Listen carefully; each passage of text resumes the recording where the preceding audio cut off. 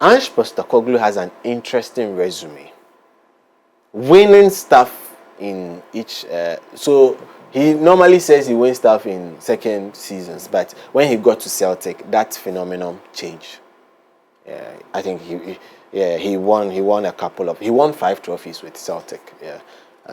As for that league, the day I get my UEFA license, pro license, I'm going to that league because I need to get a trophy before I go anywhere else.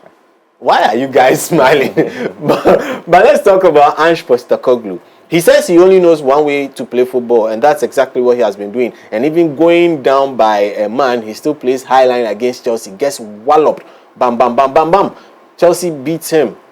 Still, he's playing his high line. First season, it worked out. Second season, it has been shambolic and disastrous in England because he has been found out. But he's still getting to score goals. He's scoring and he has a positive goal aggregate for his team, despite we not understanding exactly what they are doing with their team.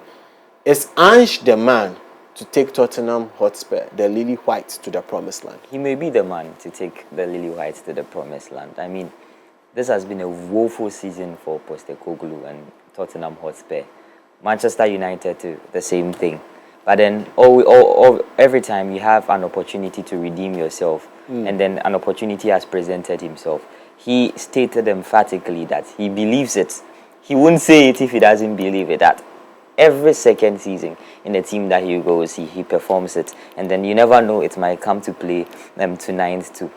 Ange Postecoglou is an idealistic coach. They hardly change their setup. If you score them 10, they still maintain that same setup. We believe that it might work in subsequent matches. I personally believe he's not changing it. He's still going in with the same setup and everything. But I believe there's something that he can do to make this setup work. And that thing to do is to inject some sort of positive mentality into the minds of the players. In finals like this, they are not played like league matches. Finals are played going all out for the ultimate. So when you play in league matches like there's nothing at stake, you've already lost the league trophy, you don't do the same thing when it comes to finals. Yeah. And I believe that this is the same mentality. Together with what he has done previously, this is the mentality that is going to get the Tottenham boys going into the team. But aside that, the creativity spark of this Tottenham team is James Maddison, Son Heung-min, Dejan Kulusevski. Maddison is out. The last time I checked, Son Heung-min is in doubt. No, he will play. Dejan Kulusevski will not play. No, Kulusevski is not playing. James Maddison will not play. That means if Son Heung-min is to play, the creativity spark is heavily reliant on Son Heung-min. If Manchester United marks Son Heung-min out, the party is over for Tottenham Hotspur. So personally for me, I believe that there's supposed to be a diversity of creativity spark in the Tottenham Hotspur team. What if Son Heung-min is out of the game? Who is able to come out to do the job for this Tottenham Hotspur side? Personally, I'm not able to point out any player who is going to get this thing out of this Tottenham Hotspur side for me. The match is entirely reliant on Son Heung-min. But I personally believe that Ange Postecoglou, as a coach he is, should find a way to get a creativity spark, pass through another player or diversify it, or else Manchester United is going to block that and then they are not going to get anything out of it. But personally, I believe that destiny plays a part in football. History plays a part in football. Trends do play a part in football. And this may be Tottenham Hotspur's trophy.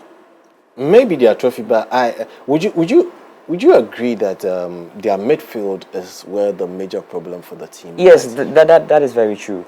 And the introduction of Yves Bissouma in that holding role, is that what would solve the as it were Sakura midfield that they have developed in their tactics? I mean, they needed some sort of physicality, and then the absence of James Maddison is a blessing in disguise to this.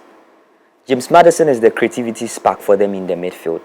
In the absence of James Maddison and Sarr, they might have to replace the midfielders with energy-oriented midfielders.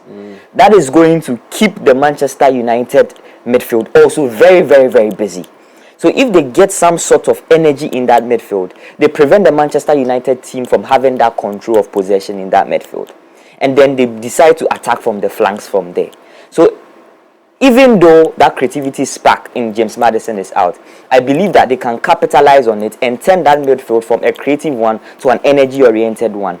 Get the ball from the Manchester United with some sort of eye-red, and then change that creativity from the midfield to the flanks. And then who knows, they can punish Manchester United. Who knows, they can punish Manchester United. But Augustine, the Manchester United midfield themselves are problematic.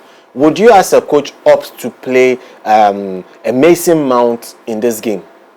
Or you would, and also, would you drop the position of Fernandes? Would you put him in midfield, or you allow him to get closer to the goal up front? Because the midfield, Ugarte can't do it all.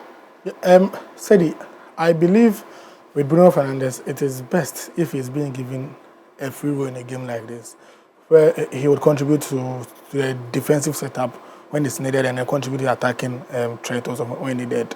Because I believe if you let him stick to only the defensive setup, it becomes a problem when you need the creator in front of the midfield, right? And then when you limit him to just the attacking, that's where you lack numbers. Yeah. Because as I said, Ugarte alone can't do it. And that's what you sometimes don't get when you decide to play a 3-back. You need to have two midfielders in the middle of the park who could actually do everything possible for you. Now there's Ugarte, who I believe wouldn't be able to match the energy of Bissouma and the Bentancur and others, because I don't know if there's a problem with his conditioning or his energy level. He's tired. Yes. He seems to be tired. And the next person you then seem to try to be Casemiro, which obviously wouldn't be an option in a game like this. You then decide to go in a player like Mason Mount. The Mason Mount we knew at Chelsea was playing at a higher level than this, even in the Champions League right now. But the Mason Mount we are seeing now is not that same Mason Mount, which I wouldn't even trust to start him. So obviously I'll settle for Ugarte just like that, and then give the Bruno Fernandes that freedom to go into attack when needed, to drop back when we need him. Because I believe in the attack, even when the United attackers or the forwards are not players you can really rely on, he can come to the party when he need goals. And he's the only player in the United team that we could all entrust goal scoring to. Yes, so I believe that Tottenham midfield, of course, would give that physicality to United, but then we need you need the United midfield to be kind of technical and to be creative. You just need to balloon the ball to the left wing, to the right wing, where Amad Diallo or Dogu will take up and then try to create chances from there, which I believe on the right wing will be better than the left wing, of course, because Amad Diallo is creative. He could take one or two, he could cut in and a lot, which we didn't get from Dogu in that. So I believe United will be able to ride on that ahead of Tottenham.